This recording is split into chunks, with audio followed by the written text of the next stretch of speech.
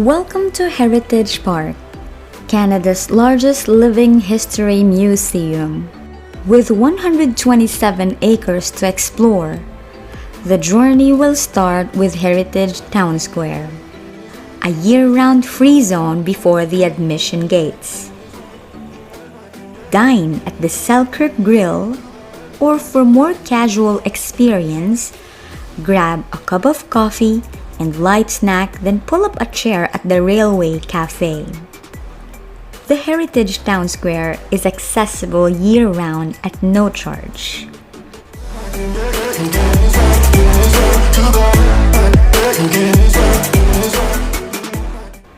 The Heritage Town Square is a stunning urban plaza from the 1930s and 40s. Here, you will see unique stores offering a wide array of exclusive gifts.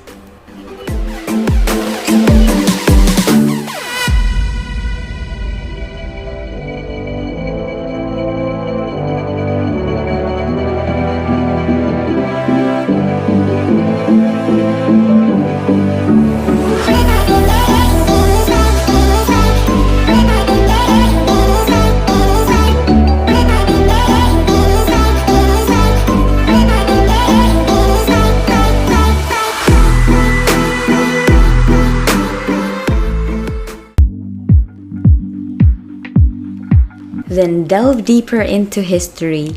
Enter the admission gates to the year-round world-class Gasoline Alley Museum. This spectacular museum invites you to discover the promise, ingenuity, and freedom that the introduction of the automobile had on our cultural and social development.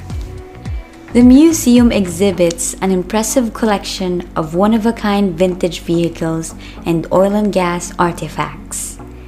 Take a stroll down the Gasoline Alley, as this boasts a collection of antique engines. The collection includes the earliest models of gas pumps, where fuel is dispensed from visible pumps and some clock face pumps. Believe me when I tell you that it was neat to check out the wide variety of signages, vehicles, oil and gas artifacts, and more.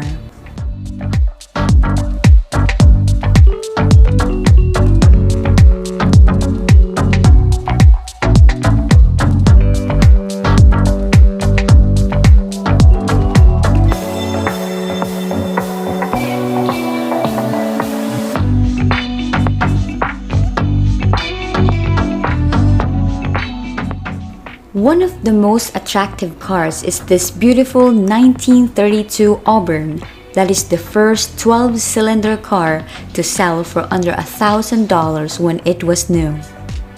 This rare little truck, the 1918 Maxwell Tanker, advertised as one Maxwell truck, will do the work of 3-horse team at an operating cost less than the cost of maintaining one team.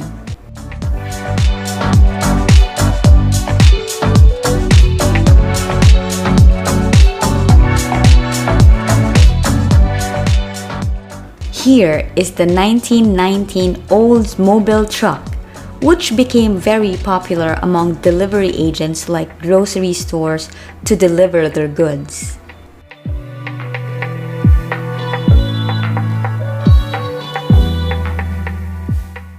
(1927) GMC sedan was used to deliver packages.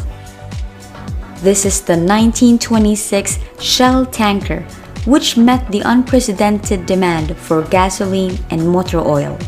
Every vehicle here has a story. There's a story about the car itself and the story about the social times.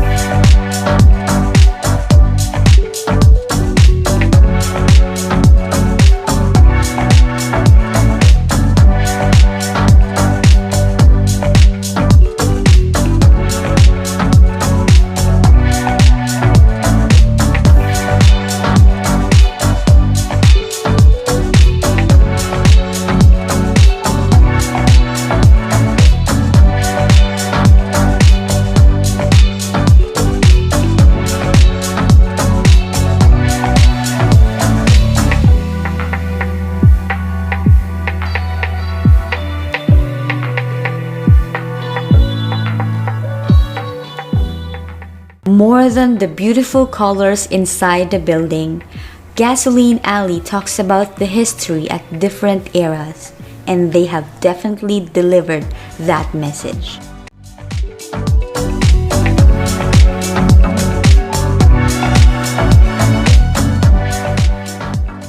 You are about to see and feel the past come to life in front of your eyes. The unique park's attractions and exhibits span Western Canadian history from the 1860s to the 1950s. You will see the iconic past not only preserved, but also presented alive and in great working condition. Heritage Park is divided into 4 time periods, from the early days of the settlement to the beginnings of our modern era. They are all here to discover. You are now entering Heritage Park's 1910 town, a representation of a typical Prairie railway town. Canada's important rail history is on display throughout the park. The famous 5 Center of Canadian Women. It was built to commemorate the achievements of 5 courageous Alberta women who fought for legal equality for all Canadian women. The exhibit is a replica of Nellie McClung's home, where she lived during the 1920s and penned several significant literary works. Nellie made up 1/5 of the famous 5, resulting in monumental advancements in women's rights and changing Canadian history. The McClungs are famous for their hospitality, kept a large and welcoming home, set within carefully tended gardens.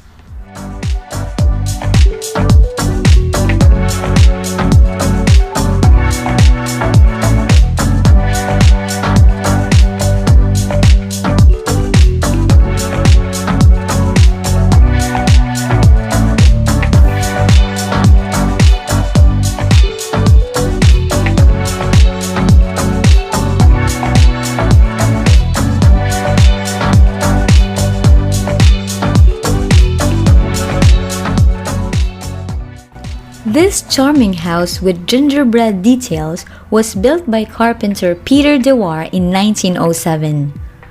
A cottage hospital was a common sight in a small Western Canada at the turn of 20th century. The building was often a house converted for the purpose, served the community from cradle to grave. The cottage hospital was modestly equipped, and common surgeries were performed on the dining room table.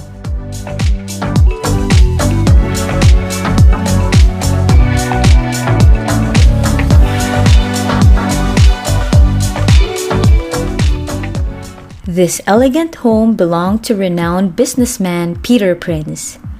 Did you know that Princess Island Park was named after Mr. Prince? This 3,000 square foot mason was once located at the heart of downtown Calgary. In 1966, the Prince House was donated to Heritage Park.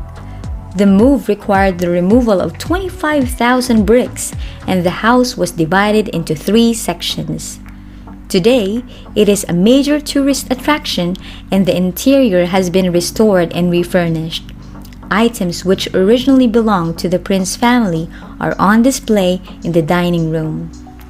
Some believe that this house is haunted.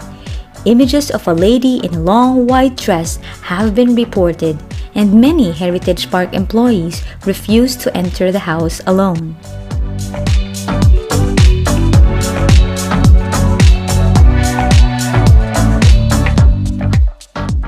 Come aboard and ride the authentic steam train. The part of the train that does all the hard work is called the locomotive. There are 2 people at the cab of the engine, an engineer and a fireman that keeps the locomotive running in pulling all those carriages and passengers. While the engineer makes sure that everything is running right and watches anything on its path, the fireman shovels coal into the firebox and always watching the fire, its color, and see how high the fire is. When you board the train, you are taking a step back in time and it's a unique experience, and you get a vantage point to see the park that you can't see any other way. There are 3,000 gallons of water in the boiler of each locomotive. That's a lot of water, which is kept incredibly hot, and it's like a giant tea kettle. And what's coming off of a tea kettle when it's hot? That's right, steam! The steam builds up pressure, and that pressure pushes all the other components such as the piston, the rods, and the wheels, and makes the train move forward.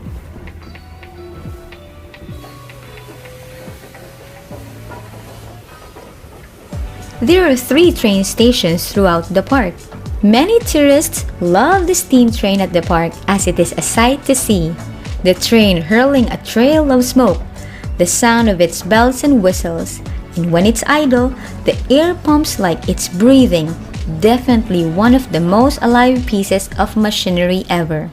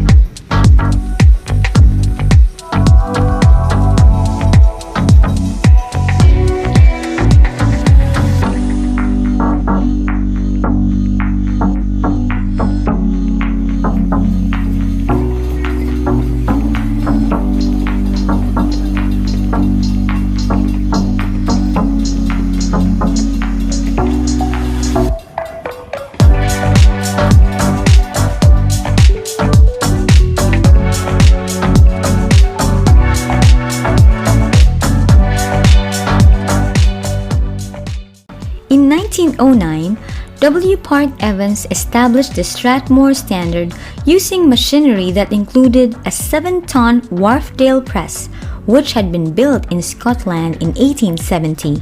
The press had formerly been used in production of the Calgary Herald, Edmonton Bulletin, and the Gleichen School.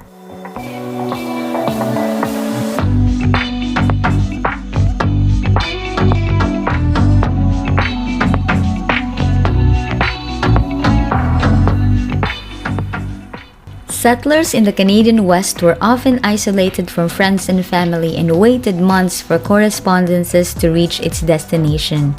This structure was built by Rasmus Kov in 1908. Real artifacts like the switchboard and stamps were on display. This replica of Calgary's first town hall offers a large council chamber and features a stunning solid oak boardroom table. The 2-story structure housed a police office complete with jail cells, a council chamber, a clerk's office, and a tiny courtroom. This Northwest Mounted Police Barracks or outpost was built in June 1905. They made regular patrols to prevent thievery and horse rustling. During its heyday in the early 1900s, the Canmore Opera House hosted a variety of events including lavish dances, plays, and concerts.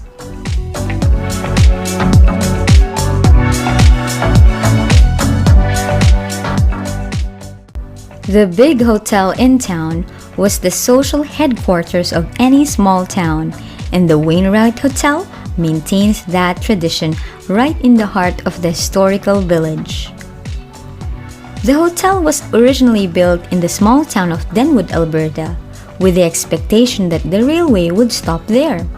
When it went through the town of Wainwright instead, the townspeople simply moved the hotel, rolling it on logs, which took 3 months. The hotel now functions as a dine-in restaurant open for counter and table services.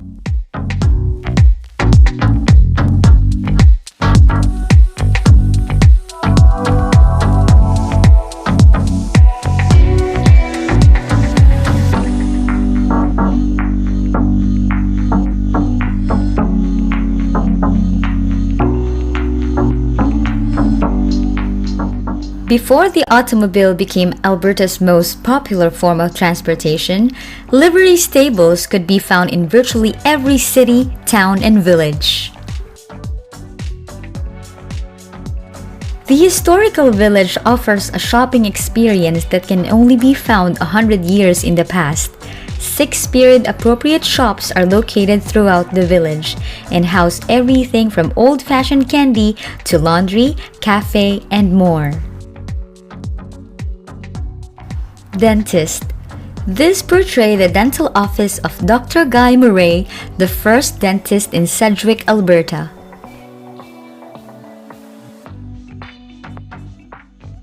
This bakery was originally built in 1912 in Standard, Alberta. Today, the bakery catered menfolk and womenfolk alike to purchase freshly made breads, buns, tarts, and other fine baked goods.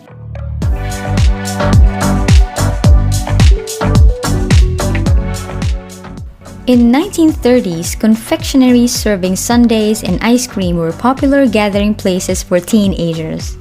During the summer months, these establishments could be busy until well past midnight.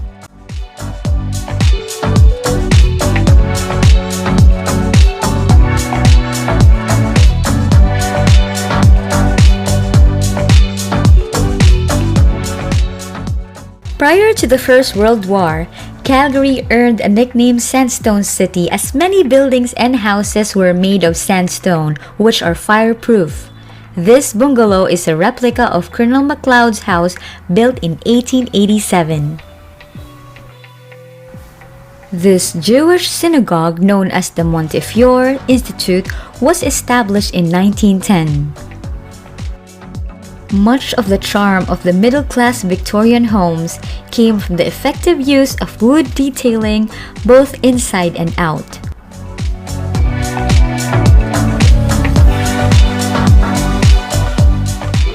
This is a rectory or minister's house. It was built by Ernest Wyndham, a rancher and ferryman in 1899 near Carsland, Alberta.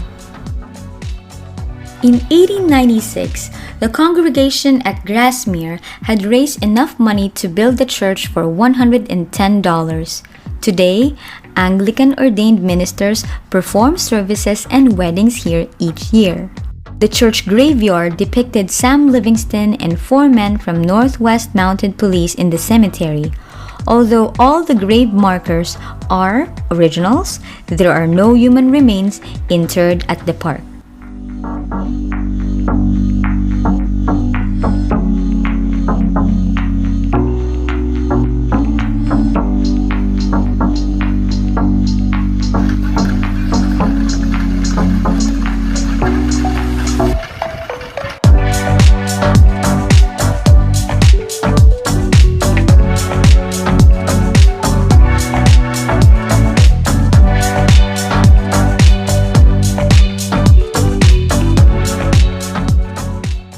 Heritage Park assembled the Conklin Lakeview Amusement Park in 1986 to portray a form of entertainment that was just beginning to evolve at the turn of the century, the amusement park.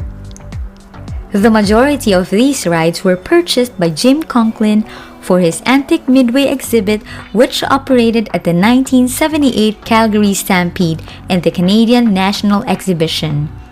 He made a gift of many of the rides to Heritage Park in 1984.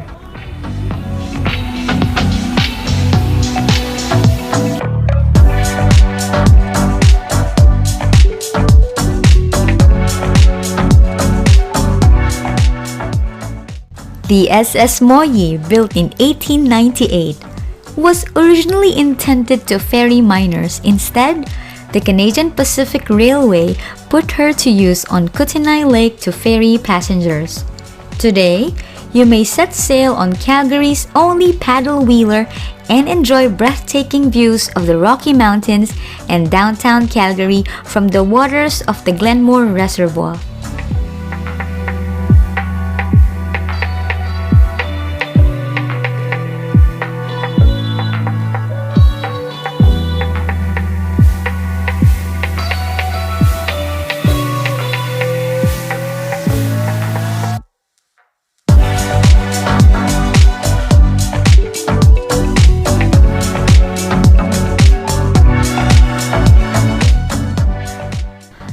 Heritage Park's working locomotives numbers 2023 and 2024 each have a water tender capacity of 3,000 gallons. Remember that if there's no water, there will be no steam train. Every morning, the engine being used is being filled up from this water tower.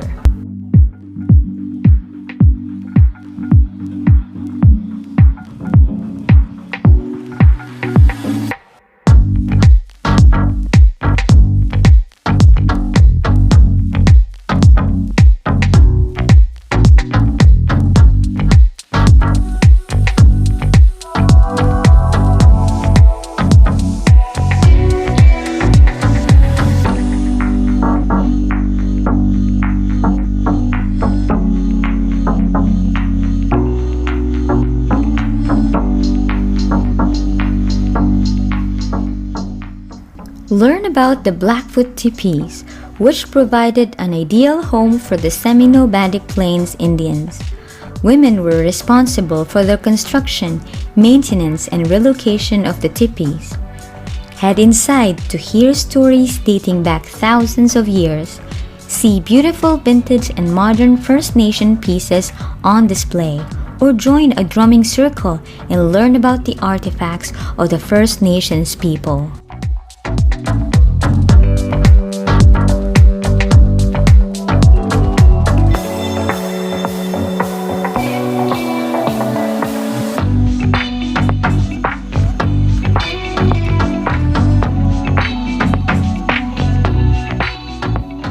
This fort was built by Heritage Park in 1965 to illustrate the important role played by the Hudson's Bay Company, which once established posts as far-flung as Alaska, BC's northern Pacific coast, Oregon, and Labrador in the economic, social, and resource development of Canada.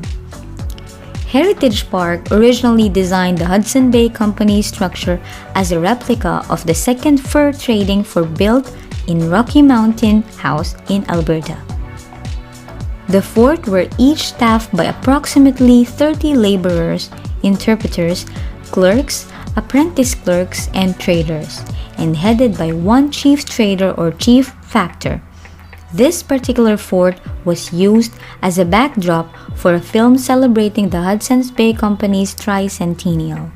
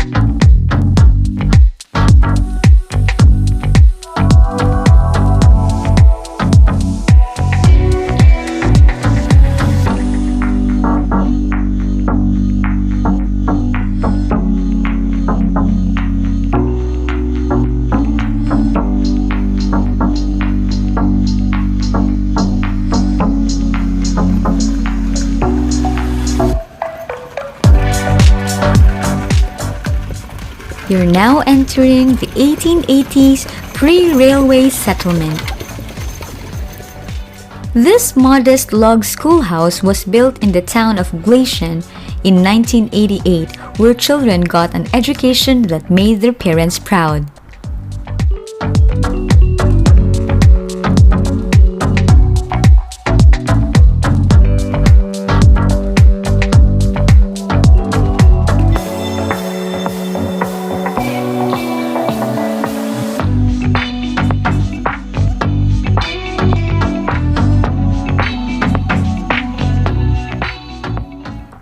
Drew crew is an ex-US Army who put up an establishment to provide proper resting place for weary travelers needing some drinks or shut-eye on their way to Calgary or Fort Macleod.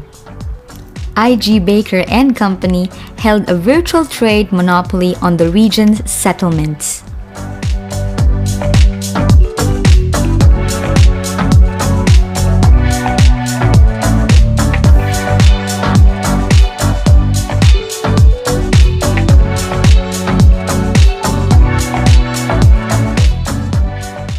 This barn was built in 1927 and is owned by Patrick Burns, one of the celebrated Big Four who first invested in Calgary Stampede.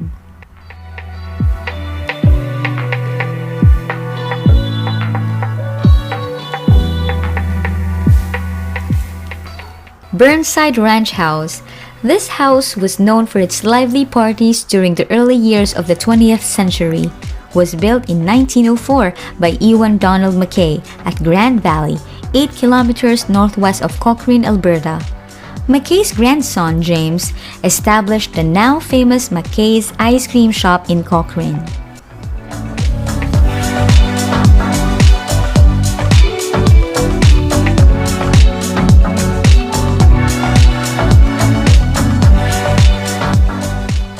Did you know that you could own a house for $5?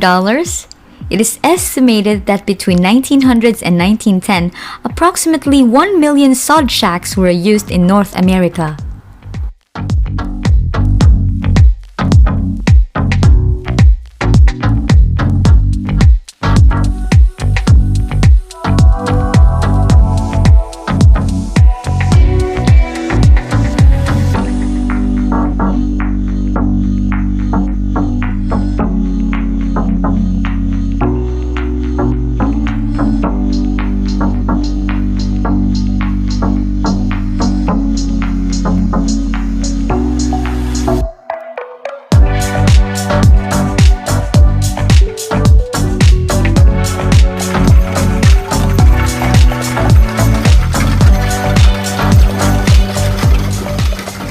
Heritage Park is a living history museum in Calgary that connects people with the settlement of Western Canada.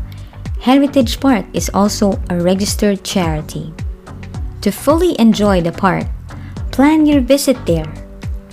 At the park, you can hop on a horse-drawn wagon ride and tour the park. Sail aboard the SS Moyie paddle wheeler on the Glenmore Reservoir.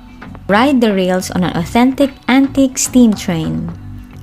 Go for a spin on the antique Midway and so much more. History you can see, touch, smell, and talk to. Heritage Park features over 180 attractions and exhibits that reflect the challenges, lives, and victories experienced by the generations responsible for the settlement of Western Canada.